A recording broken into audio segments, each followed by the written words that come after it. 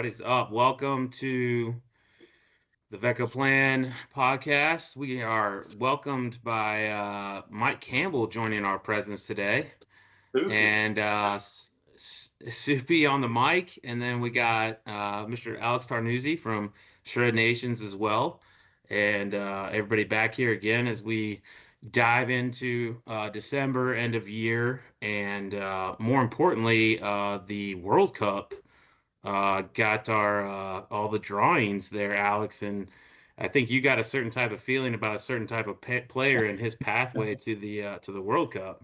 Well, you're speaking my language, so I don't know if you guys knew this, but growing up, I played soccer my entire life. My father was a pro soccer player as well. I'm coaching my little one soccer team, so it runs in my blood. And I'm excited for the World Cup. It's a great opportunity for the U.S. not only to be able to host, along with Mexico and Canada. But it's a great opportunity for the group of players that I think that we have in their pathway of not only winning the group, but maybe making it out to some knockout games and potentially winning one, if not two. So I'm excited to see what happens. I am a little skeptical. I'm not a conspiracy theorist, but I'm a big Cristiano Ronaldo fan. I think he's probably the best soccer player that's ever touched a soccer ball. And I'm hoping that he gets the one trophy that he's missing from his trophy case. And I'm hoping that he and Portugal not only get to play Argentina and Messi, but they knock them out if they see each other in the knockout stages. So, yeah, I'm looking forward to it. It's going to be an awesome experience. I'm excited. May try to get my little one to a game, but I'm super excited to see what the U.S. is able to do. And it's the world's game. It doesn't compete. It doesn't compare to any other sport, in my personal opinion. So excited for it. Yeah, man.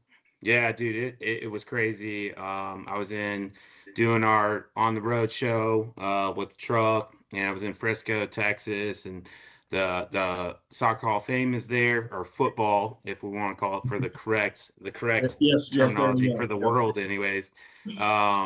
But yeah, it was really cool place up there in Frisco next to Jerry World, and they got a ton of stuff going on to get ready for World Cup and all these other cities. And so it's pretty cool to see all the cities that are involved and all the stadiums that are going to be involved with it. I think it's going to be a pretty awesome event for everybody around the world. And who knows, maybe some people will need some documents shredded for their their top secret FIFA information that they need to shred. So but then onto some real football, American I style. knew that was coming. Yeah. There We we had go. The CFP came out, the Perfect playoff, and segue. Soupy. I mean, good Lord, and what happened to Notre Dame? I mean, got the shaft, didn't they? I think they got what they deserved. I'm in agreement with that. I have to say that the head to you got to win head to head, and if you're not part of a conference, it makes it difficult. You think you got to win all the games. So, I'm a Buckeye fan, so born in Ohio. Oh my I have family in Columbus. So I'm actually we're gonna be in Dallas over New Year's, and I think the Cotton Bowl is they're either going to play A&M or they're going to play Miami. So we're getting tickets. I think my family's working on it right now, so we can see hopefully a Buckeye victory. But yeah, no, it's interesting. I mean, the college football playoff is definitely I think people have said there's needs to be playing games, which I'm not opposed to that. So. Right. But you got to win. I mean, the regular season should matter, and you have to win the games that are on your schedule. So, yeah, no, definitely. I know Austin. I know you've been to a few ACC championships over the last Come on few now. years, and neither of our teams looked very good this year, but you got the better end of that stick. We And did. then, Best game we played all year, man. But I checked out a long, long time ago, guys. I've been focusing on the shred tros here. I didn't have to worry about college football this year. It was nice. It was nice. But I know Yeah. you've been busting it out there, Stevo. What kind of jersey you got on right now? Yeah, dude, it's actually a Minnesota Wild jersey. This is a hockey kit, as they would call it. Yeah. All right. So I've moved past football season, pro fantasy football. I'm Yeah. out in the work Yep. league, I'm out on that too. So yeah, all football related sports for me are pretty much done. We're gonna go for a hockey championship now. Try and win Were Stanley Cup. you at least in the hunt for fantasy, or were you knocked out No, I made it. I early? made it this week, and Oh, you then did? I got obliterated by one of our plastics reps. So yeah, Uh, Jeff Norman took me out. So I'm done. yeah, So he's on a hot streak. I'm in 2 leagues, and I was technically in 3, but I'm in 2 right now. And I think one I needed to win yesterday, I lost. And so I have one other league that I'm alive in, but we'll see. I need Keenan Allen to do something. Fingers crossed. So we'll see what happens. It's not There you promising, go. but Riding on it tonight. Exciting times, boys. Exciting times. Obviously, bunch of sports freaks here. We could have a whole podcast on athletics, right? But man, it's nice to see all y'all. We got Wiley Veteran there, Mike Campbell. Appreciate you joining us, man. And then Alex from Shred Nations, right? Done a ton of business with you guys over the past. What are we seeing in the market right now, guys? What's Soupy, you got anything to shed any light on? What are you seeing out there? I know you're always bobbing and weaving. How are things in your court? Man, I'll tell you, I'm out of pocket. I'm letting you guys run with the ball, so Yeah. I'm not the right one to ask that question to. Oh man, you always hold them I cards think close. I'm getting a little soft sitting behind the desk and four walls. So I wish I could elaborate a little bit more. But yeah, I think the industry's still strong. Time to time I'll make a few sales calls and to old customers, old friends, and I think we're still trending in a good direction. A lot of consolidation is interesting. I think right now, and but other than that, I think we're doing good. I think everybody's holding their own. I don't know. What are you guys? You guys are in the field, so what are you seeing? yeah. I can jump in and add my thoughts. I think you had mentioned it. I think it's interesting times with the consolidation of some of these larger players. No surprise with the Shred It. I think it's a little over a year at this point, and I think last November we had the announcement that VRC was acquiring ProShred, which kind of shook things up even more. So, but with that, going to Shred School in early November, I thought it was really good to see some new startups coming into the space. And, from a lead generation side, we're steady. We're strong in terms of our lead gen. But it's just interesting to see what is going to shake out with these larger players being acquired. So, it's always something that happens, especially what we see with the independents, and some of these independents are also acquiring independents. But yeah, there's just a lot of consolidation, and once sort of the dust settles, it'll be I think we'll have a clearer path on what things look like. So at least that's what I'm seeing on my end. So yeah, and I think Stevo's always nailed it on the head, man. It's pretty cyclical. Mike, you've been doing this a while. You've seen it happen. Stevo, myself, and then Alex. You've been here for a while now too. You've been at Shred Nation for how long? 8 years, a little over 8 years. Yep. Yeah, I started it 8 years ago. And they've been in business for how long? You said y'all just moved into a new facility, right? New office space. Yeah, so we just we had been in an office space for 26 years. I think we've been in business a little over that. So it's been a bit of a change for me. I was in the office for 8 years, but when COVID hit, I was full time, and then COVID hit and doing a little bit of hybrid. So it was weird coming in today. Today is officially our first day in the new office. I'm sure it's a big change, or a bigger change for Melinda, who's our CEO, who had been in the same office for 26 years. But we got a little bit of the issues, connectivity issues figured out this morning. So I think we're rocking and rolling. So it's also exciting going into a new office, a new space, going into a new year. So big plans ahead. Absolutely. Well, congratulations to you guys, man. Appreciate you taking time out of your first day in the new office to spend with us on the Shredder Sales Massator. Sorry, excuse me.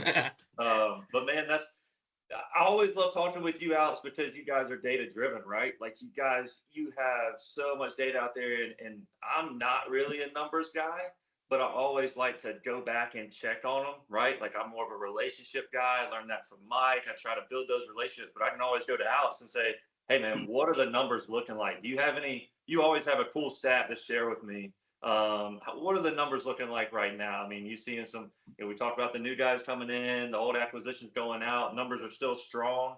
Yeah, yeah. So I think a piece of data or data point or talking point to bring up, and for us in terms of lead gen, I'm going to keep it to shredding specific. From last year, we generated over 76,000 leads, and that's a mix of purges and recurring services that we sent out to our partner network. We also have a whole nother subset of leads that are qualified as drop off, which equal to or match that. So there is a ton of volume out there when it comes to shredding. I could talk about data points and numbers all day, the mix of business versus residential, mix of one-time purge versus recurring. And like I tell our service providers or even prospects, I want to be a consultant for you or for them. And aside from, I would say probably Iron Mountain, Access, VRC, we have the most data out there. I would even argue we probably have the second most. I think Iron Mountain probably has the most, and I would say we're second, if not third, behind VRC. So, we want to be a resource for the industry, and I think you two, know me pretty well. I always want to try to help any way that I can.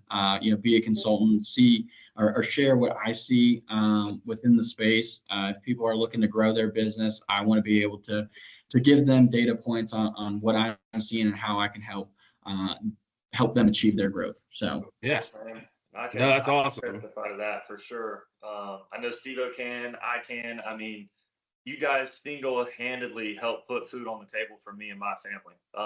I tell people all the time, this Shred Nations, I mean, we did a ton of business with you guys. I mean, and I see it elsewhere in the field. Sometimes I feel like, I go to bat for you a lot. Where are you doing anything with Shred Nation? Yeah, a little bit here and there. And I'm like, okay, well, we just got to make sure that sample size is large enough to really get a good ROI, right? I think that's the number one thing. If you get some guys that try it out here and there, that's great. But you really got to put 100% effort in to get 100% ROI. And if we could, shed any light on that, I mean, please reach out to me, reach out to Stevo, reach out to Alex, anybody.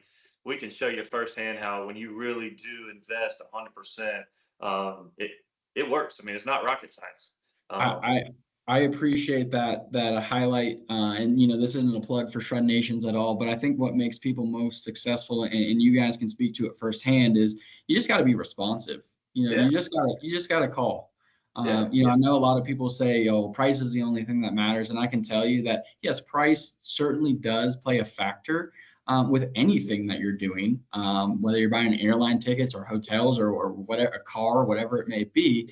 But in this space, everybody's kind of offering the same services. I try to articulate to our providers and prospects to look and see what resources are out there in terms of pricing, and it should be competitive at the end of the day. Everybody is in this space to make money. I never tell anybody to devalue the service or devalue the service that they're offering, because what we do, the space that we're in, it's an amazing space, and we're doing some wonderful work. So, with being successful, just pick up the phone and call and follow up. I mean, we're all in sales. We all know sometimes you have to make multiple calls, you have to send multiple emails in order to reach an answer or get a decision maker. And at the end of the day, the people who are persistent are the people who call quickly. Those really are the groups that are most successful. So, well, I think to paraphrase the dean of Shred School, what I think is like, he said something like 80% of sales are closed on the 5th to 8th interaction. I mean, it's just, it's very low percentage. And even Austin, I mean, we can go back to our days that, we had some great one call close rates, but you still always had a huge chunk of business that was left out there, and always something to follow up with. I'm going to switch gears on us a little bit. Obviously, I think, I'm going to tackle Mike's favorite topic right now. And, obviously we're seeing a lot of use of AI, and what that means for the industry. What are you guys kind of seeing, Alex? I mean, I know I use it in my daily life now for different random tasks, and use it for some work stuff as well. But what are you guys seeing? How are you guys seeing it affect kind of what's going on? Yeah, so search in general obviously is changing. I feel like daily at this point in time, and we have a great team that's always trying to figure out what's next. What's going to happen next. And I think you and I had talked about this a little bit offline beforehand, but with AI and everybody using it, I think that everybody needs to make sure that there's still a human element that's involved. A lot of us are using AI to create content, right? So if you're using AI, Austin's using AI, and I'm using AI, well, essentially it's going to generate the same content for all three of us. Sure. So what I tell people is, especially if you're updating your website or using it to create content, is making sure that there's still a human element involved in it that separates you from the others who are just going to solely rely on it. So that's one piece. Obviously, again, it plays a factor in search. We're not sure what that means for the future, but like I said, we have a good team that's dedicated to figuring out how we're going to show up, so we can be a resource for our providers. I'll leave it at that. Yeah. In terms of AI, for us also, we're using it internally for our phone team as well. So in real time, we're using the tool to analyze conversations that are taking place, extracting specific data points, and trying to really find what the customer is searching for and then the best match possible for them. So it's some high level stuff. Sometimes I feel like it's over my head, which I'm sure we all do when it comes to the AI. And we're just trying to learn, as quickly as we can, because I feel like it's progressing at such a rapid rate. It's a little scary to think about also. And then, I'm using it, just for me in terms of helping me write, some emails, personal emails sometimes, just a little bit more of a professional touch. But I think we all do that for the email side of things as well. So yeah. No, I think it's always interesting just because everybody has a different way to find it and use it. And that's cool. I mean, even meetings, it's great for meeting notes, simplify your meeting notes, stuff like that. So, yeah. And the cool part is, like you said, it's scouring all the stuff, every search engine possible. So it's still finding you guys. I know it's not affecting you. It's just interesting that how people have really, everybody's like, oh, just Google it, Google it. Well, now it's Yeah. like AI, ask Siri or ask your, it's crazy how quickly we've shifted into that. But it's good to hear, I think, also reinforcing what you guys got going on, that it hasn't changed for y'all. Like, search is still strong for you guys. And Mhm. so regardless of any of that change, you guys are still strong in that, which means you guys have pivoted well. Yeah, we're trying to, man, and that's really what we do. Like, we are a search engine optimization company. People use the term online marketplace. At the end of the day, we need to be good at what we do, and that's showing up so we can provide our partner network with the best opportunities possible. One thing too that I do want to touch on with AI is. And this is just a tidbit of information of making sure that people use it safely, because at the same time we're using it, you don't want to put too much data into it. Because if you think about it this way, it's like you're putting your company information into AI. Well, you can't get it back. Once it's out there, Yep. what happens to it? Who has access to it after? Because again, it's pulling something. So if you're putting something in and it's sensitive information, it's like, well, who else now has access to that? And so that, from my own standpoint, just use it in a smart way. But Yep. it's a beneficial tool, certainly. So Awesome. Good point. Yep. I almost see it, man, and kind of circling back to, following up and being responsive. I think that's something, Stevo, you did a great job setting me up. I was kind of the sales side of things. You were the operations side of things. We could utilize Alex and Shred Nations, generate all that income, all the inflow of leads, and then I could tackle them one call close or not. But then you could use AI for like our drip campaigns and the templates that we were using. Mm-hmm. Use the AI side of things that help you follow up with those drip campaigns and creative ways to get back in front of that customer, right? It was all about touches. We kind of had our own personal AI guy, Big Swerve, Brandon Anderson. He was always coming up with some crazy ways to get responses. But now you got the AI side of things. You use that. I think some of the CRM systems like HubSpot, they have integrated AIs in there now. I think, Alex, you guys can help talked with these other CRM systems and helped these guys streamline everything, right? So yeah, we certainly do. We do have some partnerships with some other sponsors. I think I mentioned that a couple of times as well, because at the end of the day, if we can help people run more efficiently and effectively, it's going to help them in their business maximize ROI. I'm glad you brought this up. It's a big talking point for me. Is even if you win a customer, if you're not going to continue to remarket to them and they have needs of services in the future, and somebody else who maybe lost the business you're not top of mind, that other company is. And so I would just recommend to anybody who is successful or not successful, continue to follow up with your customer base. Do drip campaigns, do remarketing, because it's only going to help you stay at top of mind. So, Yep. Guys, if you're not doing that now, please reach out to us. We're more than happy to help show you how to do that, walk you through it. Mm-hmm. I mean, it made tons of sales for me without even, I've talked to that person once. I get them from Alex. I talked to them once. I'd set them over here to a specific deal stage. I might not even have to talk to them again, and I would get an order. It would come through, and Alex was providing the data. We were setting it up. Stevo was setting it up the right way in the CRM system.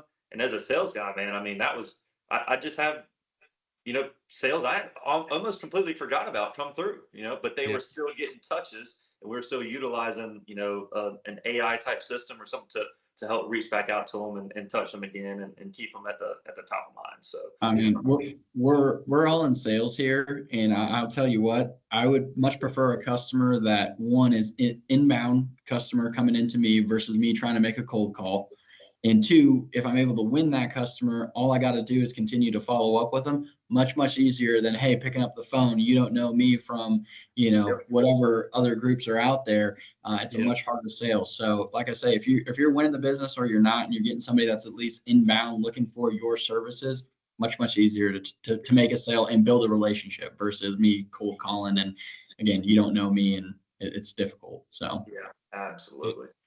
Well, yeah, all that's great. I totally agree. You guys know I'm a nerd on that. So anytime you can help me or get in front with me, I will definitely help. So 2026, guys, we're about to roll into it. We got literally less than 25 days. It's crazy. Santa's going to be here in like 17 days. My kids are talking about it constantly. I'll give you a little pitch time here, Alex. What Shred Nation's got going on for 2026? What do you guys got coming up? How we know the new year is one of the busiest in our industry, right? Yeah. From now until April 15th is going to be slam packed. Besides the tea times that we can gather with Mike. Mike's gonna get us a tea time. But outside of that, what you guys got going on, man? Yeah, no, a lot. And it's funny that you mentioned that, because I just sent an email out this morning for a prospect, just kind of highlighting, hey, right now would be a great time to join the program. It's a little bit slower. You can get your feet wet before we roll into January, February, March, where things pick up drastically. It's extremely busy.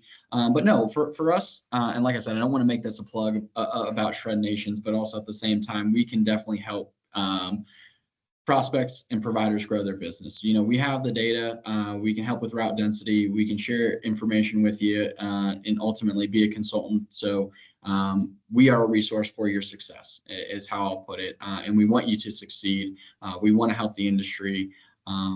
Because at the end of the day, I think for me, my biggest thing since I've been here has been about customer service and been about building relationships and building partnerships. So we have all the data, we have the inbound leads. January, February, March is going to be a crazy busy time. So anybody that's watching this that's not using the program, we would love to get you on before that. Anybody that's using the services now that wants to grow or expand into new markets for January, we have all that data and can share that with you. So fantastic. Awesome, dude. No, I appreciate you, man.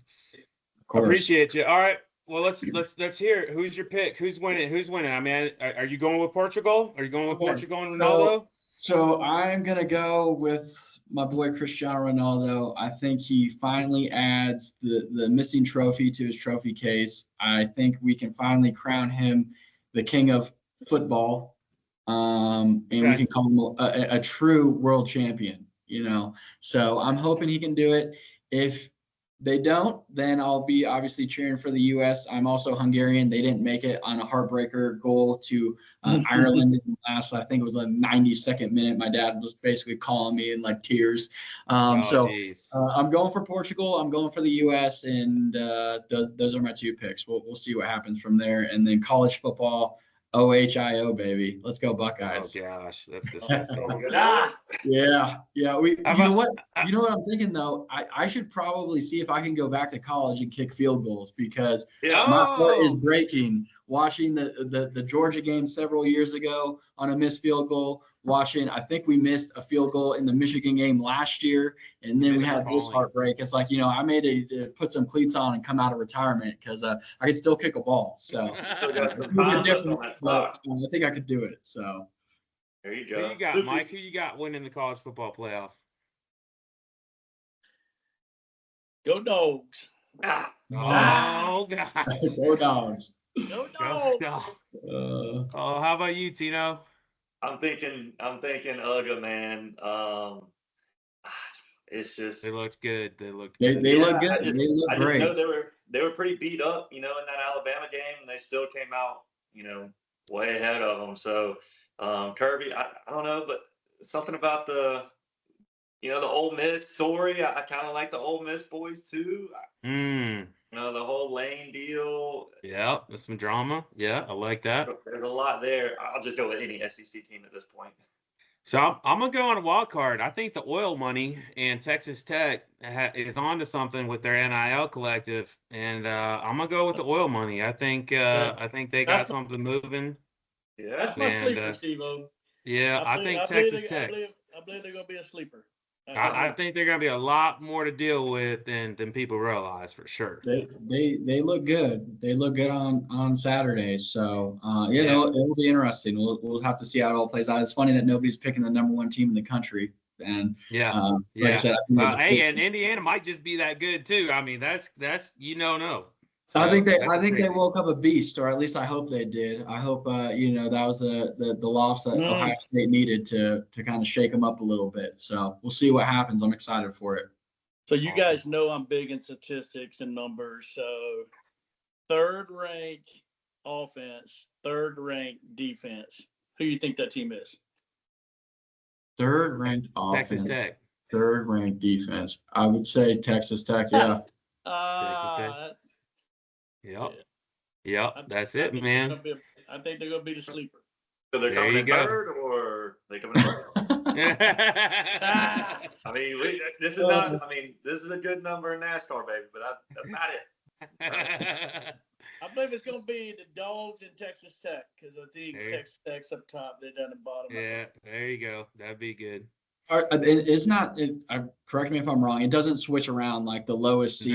Okay, the bracket is the bracket. They just play it out. Yep. All so right. that's it. That's it will be Texas Tech and Ohio State, I think. Probably. The next round. Well, if Texas A&M beats Miami, that game that the Buckeyes are going to play is going to be in Dallas. So I'm like, that's like a home game. I mean, and the Buckeye fans travel well. I think they have the number one, the biggest alumni in the country. But, playing a game in Texas, that's going to be difficult if you got Texas A&M there. So basically be like a home game maybe for them, or at least close to 50-50 split. But we'll see. Buckeyes travel well. We'll be there. Fantastic. Let's go. Well, I appreciate everybody. We're going to sign off for Vecoplan Podcast, Shredder Sales YouTube channel for 2026. We appreciate everybody coming on. Alex being our last guest of the year. Mike, Soupy, the legend, joining us. Really appreciate it. And Austin, as usual, man, stay frosty, my friend. Absolutely. Make America great again, guys. Thank you, gentlemen, and wishing you all and your families a very wonderful holiday season. Thank you guys for having me. It's always a pleasure. I'm sure we'll be chatting offline, but thank you guys for having me. So thanks. Thank you. Bye, guys.